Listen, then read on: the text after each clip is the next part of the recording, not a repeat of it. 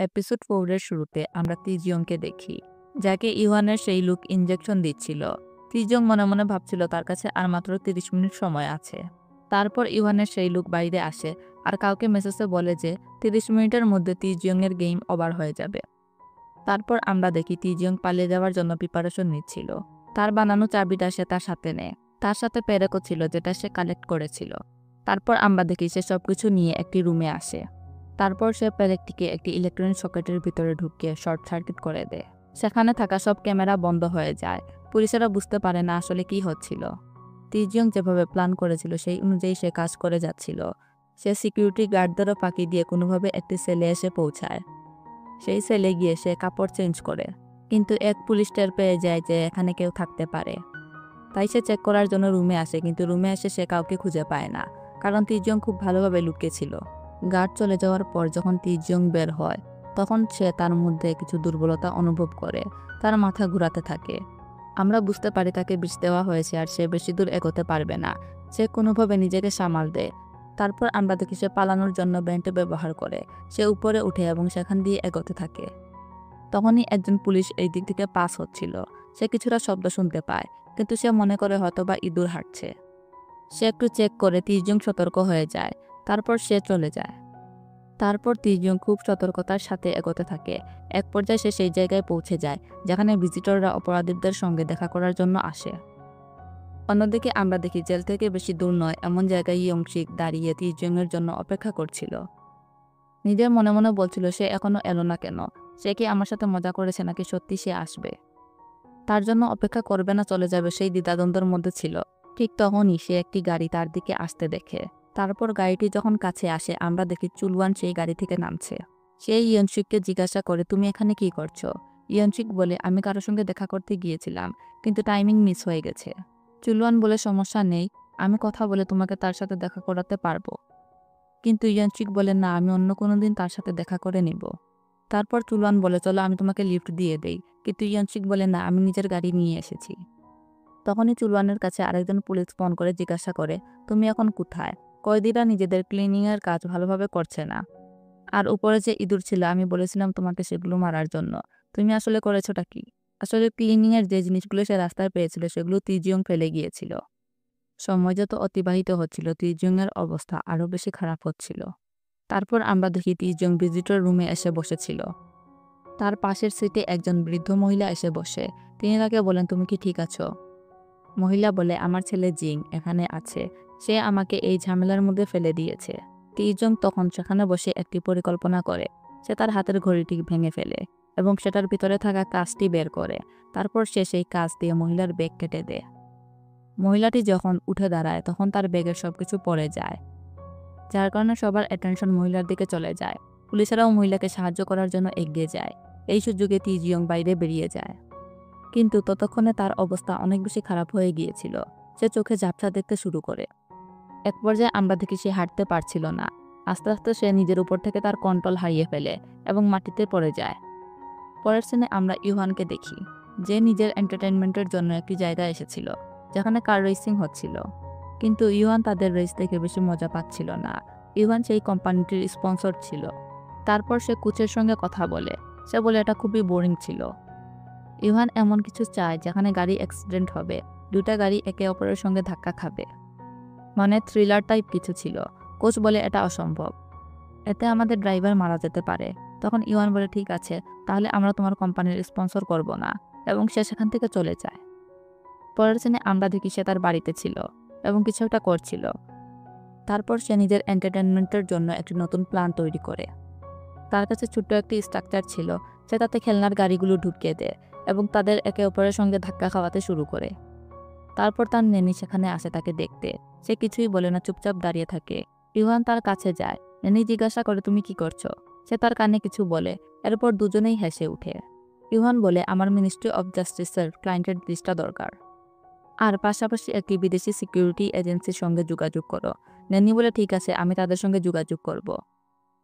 পরের সিনে আমরা দেখি কমিশনার তাদের জেলে আসে। কমিশনারের সঙ্গে ইভানও ছিল। তারা পার্ক উডেনের সঙ্গে দেখা করার জন্য আসে। ভিতরে এসে ইউহান ভিতরটা দেখা শুরু করে।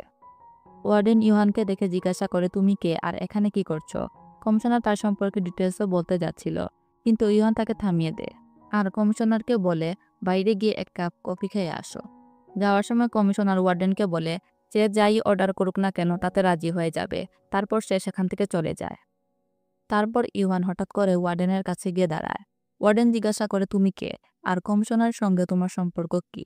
ইউহান বলে কিছুই না, আমি তাকে চিনি। এই সেক্টরে আমার অনেক বন্ধু আছে, তুমি চাইলে আমরাও বন্ধু হতে পারি। এরপর ইউহান তাকে কয়েকটা সোনার ইট দেয় আর একটা প্রজেক্ট দেখায় যা ভলেন্টিয়ার প্রোগ্রামের বিষয়ে। ইউহান বলে আমার তোমার কয়েদিদের দরকার, এমন কয়েদি যারা খুন ডাকাতি এবং হিংস্র প্রকৃতি। তুমি নিশ্চয়ই তাদের প্রতি কোনো ইমোশন তৈরি করনি। ওয়ার্ডেন বলে সে এটা করতে পারবে না। তখন ইউহান তাকে বলে যদি তুমি এমনটা না করো তাহলে আমি অন্য কাউকে খুঁজে নেব যে তোমার জায়গায় এসে আমার জন্য কাজ করতে পারবে। আর কমিশনার যাওয়ার সময় কি বলে গিয়েছিল সেটা কি ভুলে গেছো? একথা শুনে ওয়ার্ডেন রাজি হয়ে যায় এবং বলে কোনো সমস্যা নেই, আমি করে দেব। ইউহান বলে তুমি শুধু কয়েদিদের বাইরে বের করে দিবে আর বাকিটা আমি সামাল দেব। পরের সিনে আমরা দেখি চুলওয়ান তাইজুং এর সিসিটিভি ফুটেজ দেখছে। সেটা দেখে সে তিজং এর পুরো প্ল্যানটা ফলো করে। সে ঠিক সেইভাবে সেগুলো করে যেভাবে তিজং করেছে। আর সে বোঝার চেষ্টা করছিল এভাবে করে সে কতদূর যেতে পারে আর কিভাবে কি করেছে। তিজং সবাইকে ফাঁকি দিয়ে সেল বিতে গিয়েছিল। তারপর ব্রেন দিয়ে উঠে গিয়ে সরাসরি মূল দরজা দিয়ে বাইরে বেরিয়ে পড়েছিল। চুলওয়ান ক্লিয়ারলি বুঝতে পারে যে তিজং পালানোর পরিকল্পনা করেছে। পরের সিনে আমরা তিজংকে দেখি, তার জ্ঞান ফিরে। সে বুঝতে পারে যে সে এখনো জেলে আছে। তারপর সে বমি করছিল। একজন ডাক্তার সেখানে ছিল। সে বলে তোমাকে ইঁদুরের বিষ দেওয়া হয়েছিল। কিভাবে দেওয়া হলো তা বোঝা যাচ্ছে না, কিন্তু আজকে ঠিক সময় যদি ফাদার তোমাকে আমার কাছে নিয়ে না আসতেন তাহলে তুমি মারা যেতে। এরপর আমরা দেখি চুলওয়ান তিজং এর সঙ্গে দেখা করতে আসে। তুমি কি ঠিক আছো? সে জিজ্ঞাসা করে। তারপর বলে তোমার সম্পর্কে নানা গুজব ছড়িয়ে পড়েছে। কেউ বলছে তুমি ইঁদুরের বিষ খেয়েছো আর বাইরে গিয়ে পড়ে গেছো। আবার কেউ বলছে তুমি জেল থেকে পালাচ্ছিলে। কিন্তু আমার মনে হচ্ছে তুমি নিজেকে বিষ দাওনি, এটা অন্য কারো কাজ। এ ব্যাপারে আমি আরো তদারকি করব। আমি প্রমিস করছি সামনে থেকে আর এরকম কিছু হবে না, কিন্তু তুমি আর পালানোর চেষ্টা করো না। হয়তোবা আমি তোমার সাথে একটু ভালোই ছিলাম, যার কারণে তুমি এই সুযোগটি নিয়েছো। চুলওয়ান চলে যাওয়ার সময় তিজং বলে ইয়নচিককে বলো আমাকে আবার বাঁচানোর জন্য তাকে ধন্যবাদ। চুলওয়ান জিজ্ঞাসা করে এটা কি তোমাদের কোনো সিক্রেট কোড? কিন্তু তিজং অস্বীকার করে। পরের সিনে আমরা দেখি চুলওয়ান ইয়ংসুকের সঙ্গে দেখা করে আর বলে যে তিজং তাকে কি বলেছে। তারপর বলে এটা কি তোমাদের কোনো গোপন কোড ছিল? কিন্তু ইয়নসুক বলে আমি বুঝতে পারছি না। অন্যদিকে আমরা দেখি গ্যাংজি তার লোকেদের সঙ্গে কথা বলছিল। তার একজন লোক বলছিল শুনেছি সে জেল থেকে পালানোর চেষ্টা করছিল, কিন্তু ইঁদুরের বিষের কারণে সে সেটা করতে পারেনি। গ্যাংজি বলে যদি সে সত্যি জেল থেকে পালানোর চেষ্টা করছিল তাহলে সে তো নিজেকে বিষ দিত না, এটা অন্য কারো কাজ। তারপর আমরা দেখি ওয়ার্ডেন ডিওক্সুর কাছে যায় এবং বলে এইবার আমি তোমাকে যেতে দিচ্ছি, কিন্তু পরের বার কোনো সমস্যা তৈরি যদি করো তাহলে আমি তোমাকে দেখে নিব। তারপর ডিওক্সুকে সেই রুম থেকে বের করে দেওয়া হয়। বের হয়ে ডিওক্সু তার লোকের কাছে আসে আর জিজ্ঞাসা করে তিজিয়ং কোথায়। তারা বলে তিজং ডাক্তারের কাছে আছে। অন্যদিকে আমরা দেখি তিজিয়ং স্যালাইন নিচ্ছিল। সে খেয়াল করে তার পাশে থাকা অপরাধীরা সেখান থেকে চলে যাচ্ছে। সে কোনো কিছু বুঝে ওঠার আগেই লাইট বন্ধ হয়ে যায়। অন্যদিকে আমরা দেখি চুলওয়ান সে বাইরে ডাক্তারের সঙ্গে কথা বলছিল। সে জিজ্ঞাসা করে কি হয়েছে। ডাক্তার বলে আমি জানি না, কিন্তু পরে যাই ঘটুক তার জন্য আমি দায়ী নই। চুলওয়ান বুঝে যায় কি হতে চলেছে। সে দৌড়ে ভিতরে চলে যায়। ডিওক্সুর লোকেরা ভিতরে ঢুকে তিজং এর সিটে আক্রমণ শুরু করে। তারা ভেবেছিল তিজং সেখানে ঘুমিয়ে আছে, কিন্তু পরে দেখে তারা সেখানে কেউই নেই। তিজং পিছন থেকে উপস্থিত হয় এবং তাদের উপর আক্রমণ করে। সে একের পর এক সবাইকে মারতে শুরু করে। চুলওয়ান ভিতরে যাওয়ার চেষ্টা করে, কিন্তু 2-3 জন কয়েদি দাঁড়িয়ে তাকে ঢুকতে দেয় না। চুলওয়ান পরে চলে যায়। তিজং নিজের সর্বোচ্চ দিয়ে তাদের সঙ্গে লড়াই করে যাচ্ছিল। তার ভিতরে এখনও দুর্বলতা ছিল, যার কারণে সে সম্পূর্ণরূপে তাদের সঙ্গে ফাইট করতে পারছিল না। অন্যদিকে আমরা ওয়ার্ডেনকে দেখি, যে তার সিকিউরিটি কর্মীদের সঙ্গে কথা বলছিল। সে তাদের জানায় আমরা কি করার উদ্যোগ নিচ্ছি। টাকা দেখায় এবং বলে আমাদের শুধু একটি কাজ করতে হবে, কয়েদিদের এমনভাবে বাইরে বের করে দিতে হবে যাতে কেউ বুঝতে না পারে। তারপর শুধু টাকা আর টাকাই থাকবে। অন্যদিকে আমরা দেখি চুলওয়ান ইমার্জেন্সি অ্যালার্ম বাজিয়ে দেয় আর বলে সবাইকে ডাক্তারের অফিসে যাওয়ার জন্য। সব পুলিশেরা দৌড়ে সেখানে চলে আসে, কিন্তু অন্য কয়েদিরা তাদের রাস্তা ব্লক করছিল। তারা তাদের সরিয়ে ভিতরে যাওয়ার চেষ্টা করছিল যাতে করে তিজংকে বাঁচানো যায়। অন্যদিকে আমরা দেখি তিজং সবার সাথে লড়াই করে একা দাঁড়িয়েছিল। আর এদিকে ডিওক্সু বাকি ছিল যে তাকে দেখছিল। ডিওক্সু তার কাছে আসে এবং মধুর ভাষায় কিছু একটা বলছিল। তারপর সে তিজং এর পেটে চাকু ঢুকিয়ে দেয়। এরপর দুজনের মধ্যে লড়াই শুরু হয়। তিজং বারবার তাকে ঘা মারছিল। তিজং ডিওক্সুকে ইচ্ছামতো মারে এবং এক পর্যায়ে তাকে মাটিতে ফেলে দেয়। সে তার উপর ছুরি ধরে এবং মারার চেষ্টা করে, কিন্তু তা করে না। তিজং বলে, চলো এখানে শেষ করি। ডিওক্সু বলে, আমাকে মেরে দাও, কিন্তু তিজং তা করে না। সে তার কান কেটে দেয়। ঠিক তখনই সিকিউরিটি গার্ড সেখানে এসে উপস্থিত হয়। তারা তিজংকে এমন অবস্থায় দেখে। আমরা দেখি ওয়ার্ডেনও সেখানে চলে আসে, আর তারা তিজংকে এই অবস্থায় দেখে অনেকটা ভয় পাচ্ছিল।